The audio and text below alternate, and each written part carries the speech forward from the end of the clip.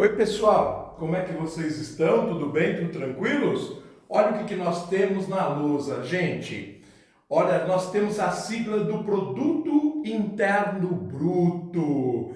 Assim que eu havia falado a vocês que começaria a nossa aula número 4 do Manual de Economia, em que estamos traduzindo a linguagem difícil dos economistas, o chamado economês, para um português mais tranquilo, mais compreensível. Até porque, por vezes, esses profissionais orientados pelo mercado privado ou pelo mercado governamental, eles resolvem empolar a linguagem para dificultar a sua compreensão. Popularmente, para você ficar boiando, e como eles aparecem todos engravatados, internados, numa bancada de televisão, você acha que só por isso eles são importantes. A proposta do Manual de Economia é exatamente o contrário. Transformar de forma popular, de forma didática, a linguagem empolada dos economistas. E como eu havia dito na aula anterior, onde nós começamos a estudar a macroeconomia, ou seja, aquela economia que é praticada pelos países, eu disse que ia falar para vocês sobre uma sigla amplamente utilizada chamada Produto Interno Bruto.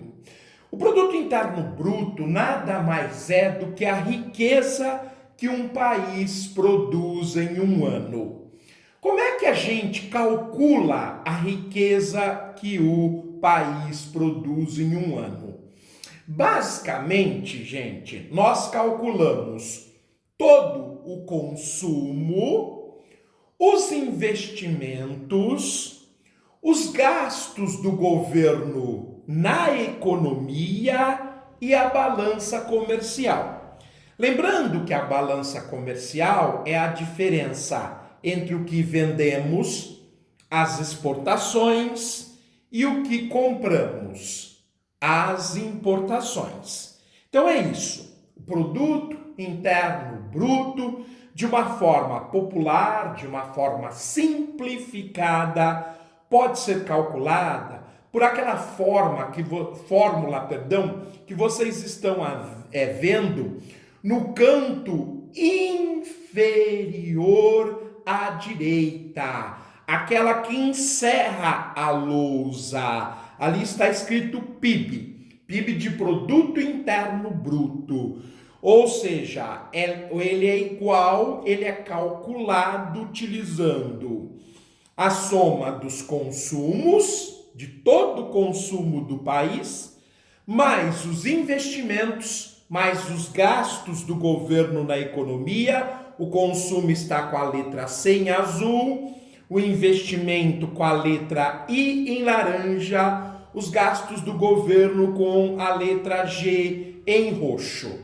Mais, somado então consumo, investimento e gastos do governo, mais o resultado da balança comercial, que é a diferença entre as exportações e as importações. Ali como último item colocado entre parênteses, onde X representa as exportações e M representa as importações. Agora que você compreendeu quais itens são levados em consideração para se calcular o produto interno bruto, evidentemente, esses dados, eles dependem da declaração oficial, portanto, que sofre carga tributária, ou seja, onde são cobrados impostos, e aí se gera, além dos impostos, as estatísticas oficiais.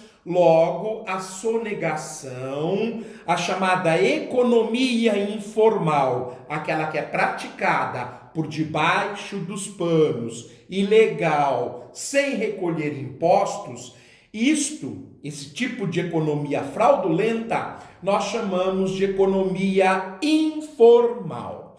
Bom, gente, agora vamos ler aquilo que está na lousa, né? O texto, para deixar anotado no seu caderno, no seu resuminho, no seu computador, onde você preferir anotar. Mas é importante que a gente tenha, além da explicação, que a gente tenha para poder fazer uma revisão, uma recordação a qualquer momento.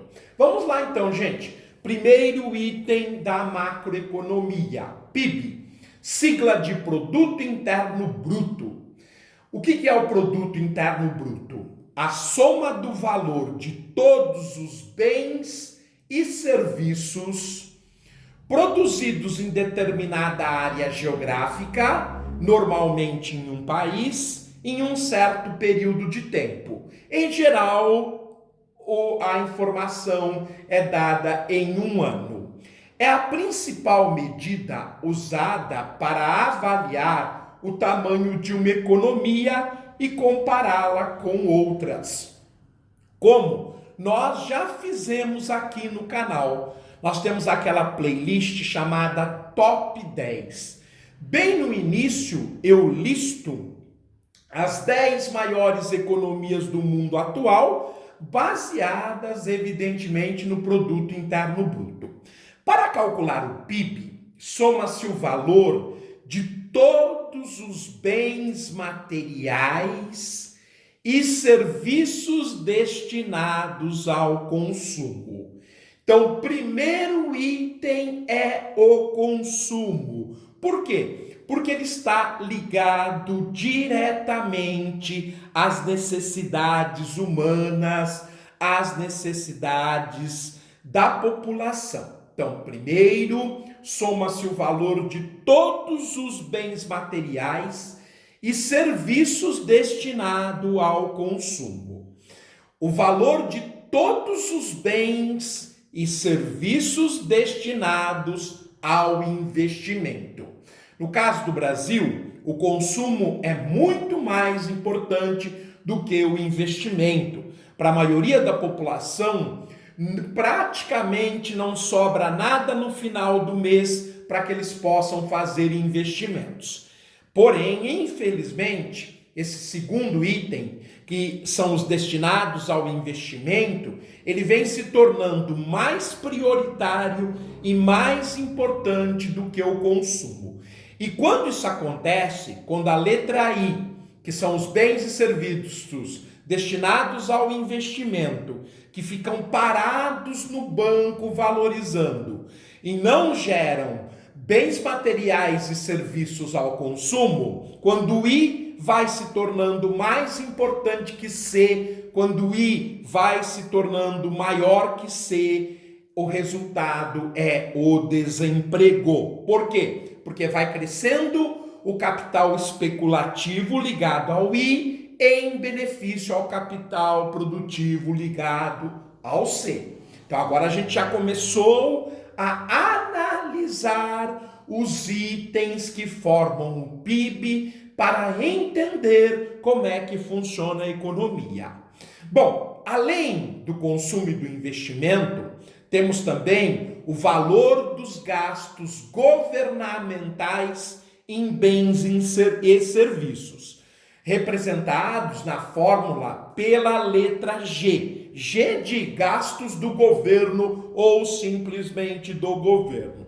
Lembrando que no caso brasileiro, esse G, ele representa 1/4 do PIB, 25% do PIB. Quanto mais rico é um país e quanto melhor a qualidade de vida da sua população, maior é o G. E o contrário também é verdadeiro. Quanto menor o G, mais pobre o país.